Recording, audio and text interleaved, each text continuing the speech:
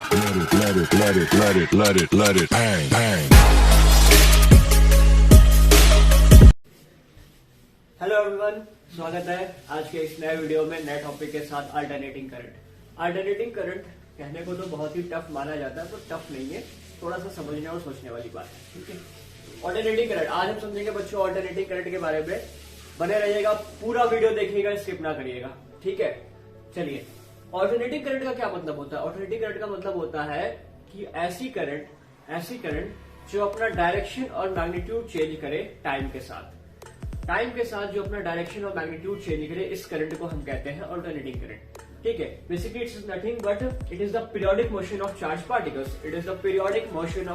Particles. What does this mean? देखिए, समझिए बात को। हमने इससे पहले डायरेक्ट करंट को समझा था, हमने इससे पहले डायरेक्ट करंट पढ़ा था। डायरेक्ट करंट हमने क्या पढ़ा था सर? डीसी, यानी डायरेक्ट करंट जो होती है उसका मैग्नीट्यूड और डायरेक्शन दोनों आपका फिक्स रहता है विद रिस्पेक्ट टू टाइम।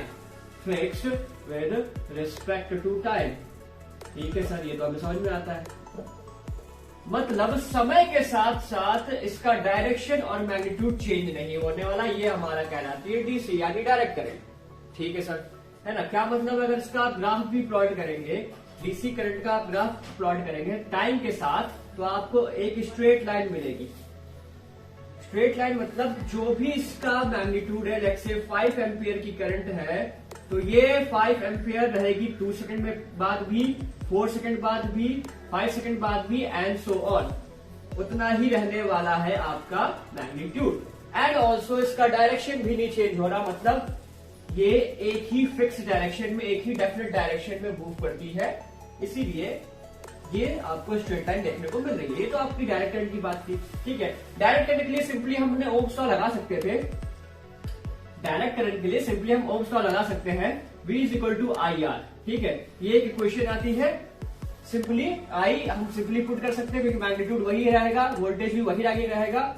ठीक है, कोई चेंज नहीं आएगा। हम सिंपली वोल्टेज जो रहेगा लगाया वो हम लिख लेंगे, जो हमने I लगाया वो भी हम लिख लेंगे, क्योंकि समय के साथ ही कांस्टेंट है, टाइम से हमारा कोई मतलब ही नहीं है यहाँ पे। ठीक है, टाइम से हमारा कोई मतलब नहीं, इसलिए इस इक्वेशन में कहीं आपको टाइम नहीं देखने को मिलेगा। पर वही हम अल्टरनेटिंग करंट की बात करेंगे, क्योंकि अल्टरनेटिंग करंट डिपेंड कर रही है टाइम पे। तो आई की इक्वेशन में और वोल्टेज की इक्वेशन में आपका टाइम आने वाला है। आई की इक्वेशन में और वोल्टेज की इक्वेशन में आपका टाइम आने वाला है, समझिएगा। अब ये तो रही डायरेक्ट करंट की बात, हम बात करने वाले अल्टरनेटिंग करंट की। यहां से वीडियो छोड़ के ना जाइएगा, पूरा वीडियो देखिएगा, ध्यान से समझिएगा कि ये क्वेश्चन आई कैसे, इस इक्वेशन का मतलब क्या है। ठीक है, चलिए देखते हैं। ऑल्टरनेटिंग करंट क्या है? Periodic motion of charge particles with respect to time. समय के साथ साथ करंट का मैग्नीट्यूड और डायरेक्शन अगर चेंज होने लग जाए, लेकिन उसके लिए भी कुछ कंडीशंस है। क्या कंडीशंस है? हम एसी की बात करते हैं, अल्टरनेटिंग करंट की बात करते हैं, तो इसका मतलब क्या है? इसका मैग्नीट्यूड एंड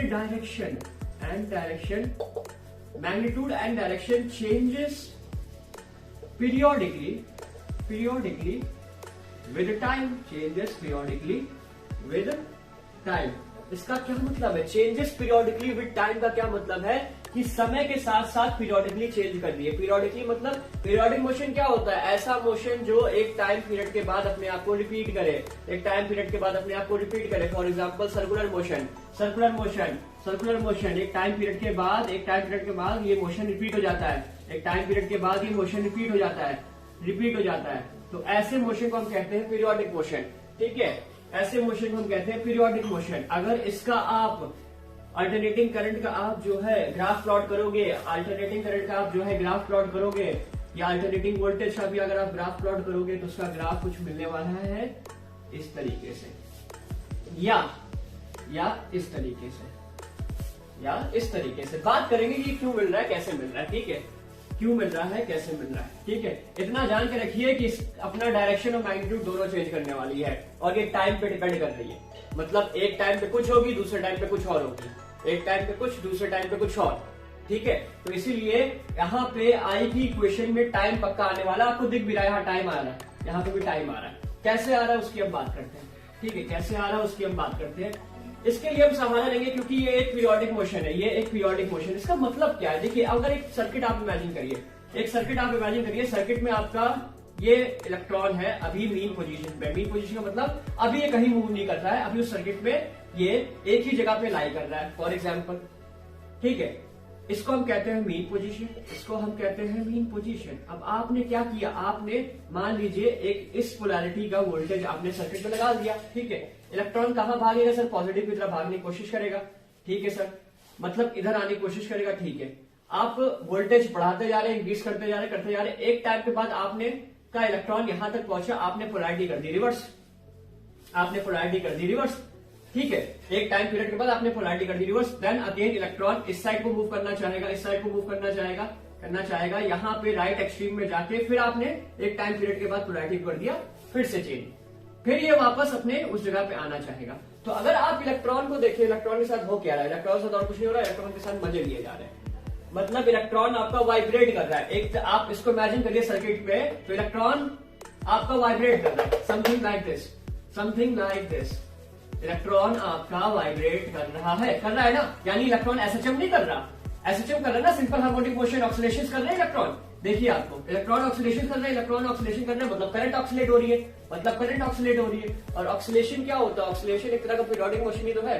क्यों, क्योंकि आपका देखिए इलेक्ट्रॉन जो है पहले यहां से, ये आपका मीन पोजीशन है, ये आपका लेफ्ट एक्सट्रीम पोजीशन है, और ये आपका राइट एक्सट्रीम पोजीशन है, ये आपका राइट एक्सट्रीम पोजीशन है। आप देखिए इलेक्ट्रॉन पहले मीन पोजीशन से लेफ्ट एक्सट्रीम गया, लेफ्ट एक्सट्रीम से वापस मीन से जाके फिर राइट एक्सट्रीम पे आया, फिर वापस मीन, फिर यहां से ये दोबारा अपना मोशन रिपीट करने वाला है। तो ये क्या कर रहा है, ये ऑक्सीलेशन कर रहा है, ये एसएचएम कर रहा है। एंड ऑक्सीलेशन और SHM is nothing but the periodic motion, मतलब एक टाइम पीरियड के बाद ये अपने आप को रिपीट करने वाला है, ठीक है। अब एसएचएम की इक्वेशन कैसे बनाते हैं, ये तो हमें पता चल गया, ये एसएचएम कर रहा है, ये एक ऑक्सीलेशन क्वेश्चन कर रहा है। अब एसएचएम की इक्वेशन कैसे बनाते हैं, ये देखने वाली बात है। एसएचएम की इक्वेशन कैसे बनाते हैं, ये देखने वाली बात है। चलिए देखते हैं।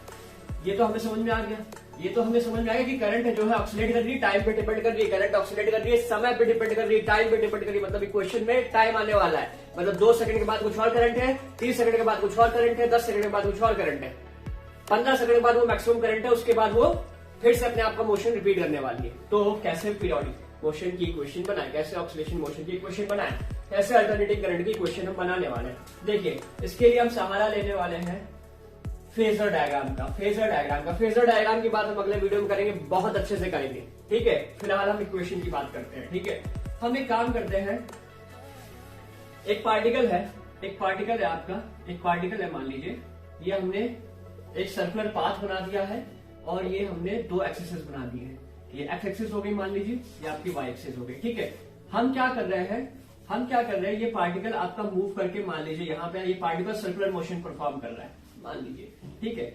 हम इसका प्रोजेक्शन अगर वाई एक्सिस पे ले, सर प्रोजेक्शन क्या होता है, फिलहाल के लिए इतना जान लो, प्रोजेक्शन का मतलब लेमैन तरीके से जान लो, शैडो। पार्टिकल यहाँ पे है, इसकी शैडो यहाँ पड़ रही है, इसकी शैडो इसका प्रोजेक्शन, ठीक है। प्रोजेक्शन वैसे शैडो होता नहीं है, पर एग्जांपल के लिए बता रहा हूं, समझाने के लिए, ठीक है। तो इसका प्रोजेक्शन यहाँ पे पड़ेगा, देन ये पार्टिकल थोड़ा यहाँ आगे मूव करेगा, इसका प्रोजेक्शन यहाँ मूव करेगा, ये पार्टिकल यहाँ पे आ जाएगा, इसका प्रोजेक्शन यहाँ पे, वाई एक्सिस पे इसका प्रोजेक्शन यहाँ पे, नीचे आ रहा है इसका प्रोजेक्शन यहाँ पे, और नीचे आ रहा है इसका प्रोजेक्शन, ये मीन पोजीशन को पार किया पार्टिकल, इसका प्रोजेक्शन यहाँ, देन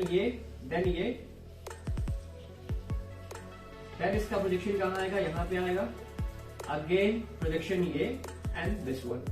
सो आपका ये पार्टिकल जो है कंप्लीट सर्कुलर मोशन कर रहा है, पर इसका प्रोजेक्शन क्या कर रहा है, सर इसका प्रोजेक्शन देखिए सर, ऑक्सीलेशन कर रहा है मेरे ख्याल से, सर इसका प्रोजेक्शन देखिए ऑक्सीलेशन कर रहा है, इसका प्रोजेक्शन देखिए सर ऑक्सीलेशन कर रहा है, इसका प्रोजेक्शन जो है ऑक्सीलेशन कर रहा है। तो इसी से हम इक्वेशन बनाएंगे एसएचएम की, ऑक्सीलेटरी मोशन की, क्योंकि करंट हमारा क्या है, ऑक्सीलेटरी मोशन ही तो है। अब देखिए समझिएगा, अब यहाँ पे हम फिर से यही डायग्राम बनाते हैं और देखते हैं, समझिए। यहाँ पे एक पार्टिकल सर्कुलर मोशन करने वाला है, यहाँ पे एक पार्टिकल जो है आपका सर्कुलर मोशन करने वाला है, ठीक है, सर्कुलर मोशन आपका करने वाला है, ठीक है। अब मान लीजिए फिर से मैंने एक्सिस ड्रॉ कर दी, वाई एक्सिस का प्रोजेक्शन है, हम एक्स एक्सिस पे भी प्रोजेक्शन ले सकते हैं। एक्स एक्सिस पे प्रोजेक्शन लोगे तो कॉस में इक्वेशन आएगी, वाई एक्सिस पे प्रोजेक्शन लोगे तो साइन में इक्वेशन आएगी, ध्यान रखना, ठीक है। ये एक्स है, ये वाई है। फिलहाल के लिए हम वाई एक्सिस पे प्रोजेक्शन लेते हैं। चलिए, पार्टिकल यहाँ पे था, यहां से मूव करके मान लीजिए यहाँ आ गया। बेटा इसने एंगुलर डिस्प्लेसमेंट कितनी ली? सर इसने angular displacement let's say theta angular displacement इसने लिया, ठीक है। इसका प्रोजेक्शन कहां तक मूव कर गया? Let's say sir Y distance move कर गया, ठीक है। अब ये पार्टिकल यहाँ पे आएगा तो ये मैक्सिमम डिस्प्लेसमेंट लेगा, यहाँ पे ये मैक्सिमम डिस्प्लेसमेंट लेगा। मैक्सिमम डिस्प्लेसमेंट को हम क्या दे रहे हैं? Why not.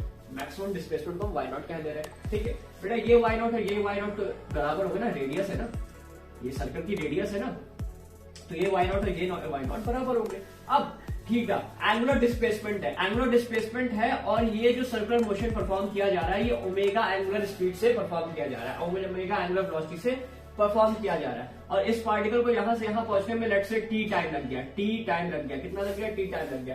तो वी नो दैट हमें क्या पता है? हमें ये पता है सिंपल सा कि डिस्टेंस या डिस्प्लेसमेंट इक्वल टू क्या होता है? स्पीड गुणे वेलोसिटी गुणे टाइम, यही तो होता है। तो यहाँ पे डिस्प्लेसमेंट कितना है? थीटा, एंगुलर डिस्प्लेसमेंट थीटा है, वेलोसिटी कितनी है? एंगुलर वेलोसिटी ओमेगा है, और टाइम कितना ले रहा है यहां से यहां तक? टी। तो यहाँ पे एक इक्वेशन हमें थीटा की मिल गई, theta equal to omega T. We can put omega T here and omega is the frequency. Frequency और एंगुलर डिस्प्लेसमेंट एक ही चीज है भाई, सॉरी एंगुलर वेलोसिटी एक ही चीज है। एंगुलर वेलोसिटी क्या बता रही है? एंगुलर वेलोसिटी आपको बता रही है एंगुलर डिस्प्लेसमेंट पर यूनिट टाइम। मतलब एंगुलर वेलोसिटी एक तरह से एंगुलर वेलोसिटी एक तरह से एंगुलर फ्रीक्वेंसी। फ्रीक्वेंसी क्या बताती है? Number of oscillations, number of oscillations per unit time या पर यूनिट सेकंड, ठीक है, पर सेकंड सॉरी, पर यूनिट टाइम। तो दोनों एक ही चीज तो ना। अब एंगुलर वेलोसिटी जो है, एंगुलर वेलोसिटी आपका क्या दे रही है? एंगुलर वेलोसिटी आपका दे रही है कि कितना डिस्टेंस मूव कर रहा है किसी टाइम टी में, कितना एंगुलर डिस्टेंस मूव किया जा रहा है किसी टाइम टी में। सेम चीज तो वही एसएचएम में भी हो रही है।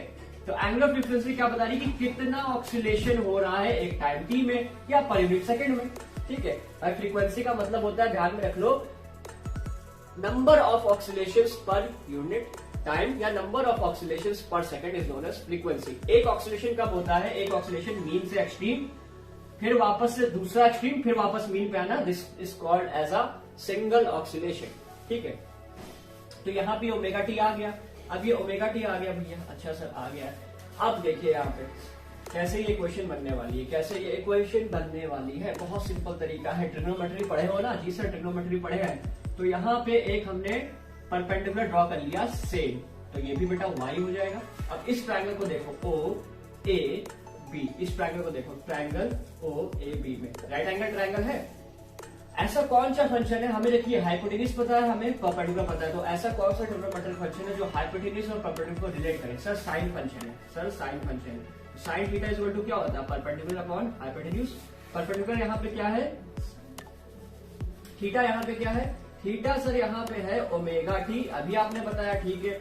परपेंडिकुलर क्या है सर? वाई, और हाइपोटेन्यूज क्या है सर? हाइपोटेन्यूज है वाई नॉट, वाई नॉट। तो इक्वेशन आगे चल के क्या बनी? इक्वेशन आगे चल के बनी y is equal to Y naught sine omega T.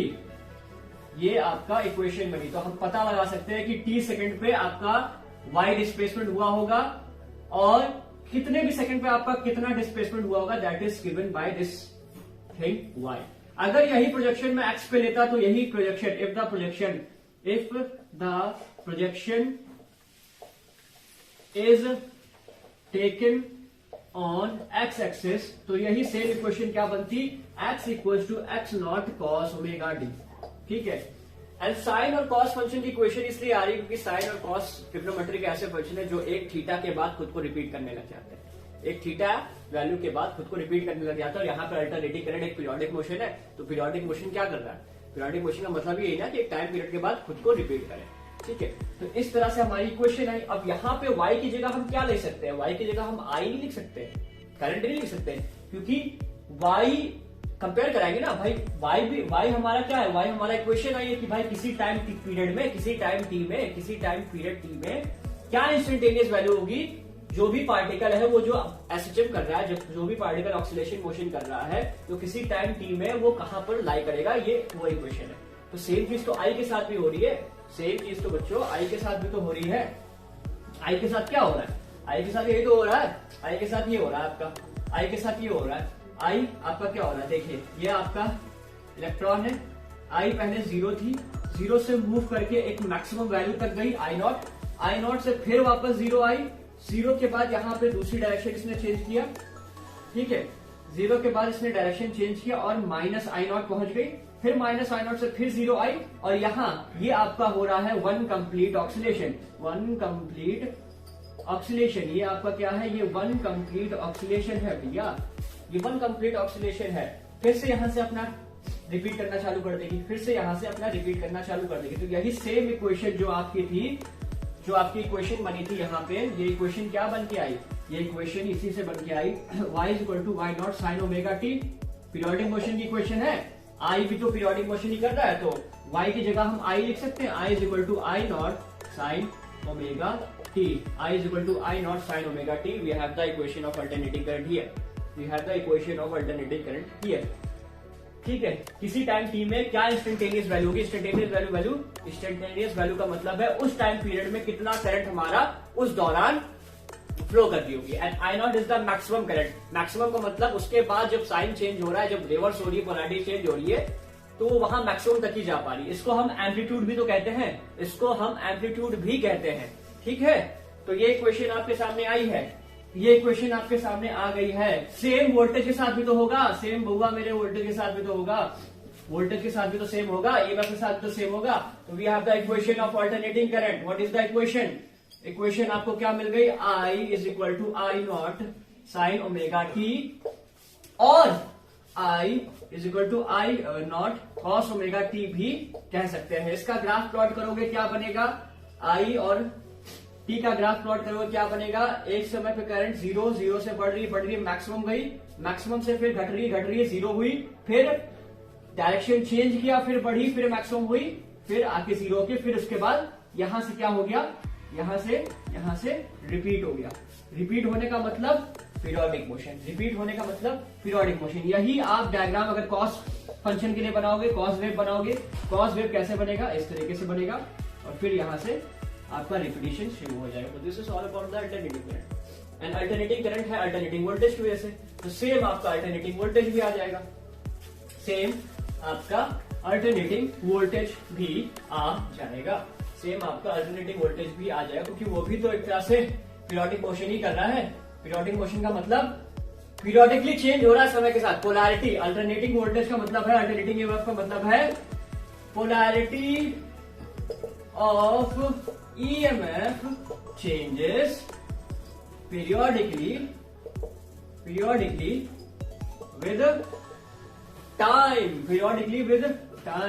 changes periodically with time. That means कि ये भी periodic motion कर रहा है। तो कंपेयर कर दो इससे जो इक्वेशन तुम बना रहे थे, तो यहाँ पे क्या लिखोगे, E यानी EMF is equal to maximum EMF जो गया होगा साइन ओमेगा टी, या अगर कॉस फंक्शन में लिखना है तो वही E is equal to E naught cos omega T, ठीक है। तो ये आपकी इक्वेशन बनी अल्टरनेटिंग करंट की और अल्टरनेटिंग ईएमएफ की। एक टाइम पे कितना इंस्टेंटेनियस वैल्यू रही होगी ईएमएफ की और करंट की।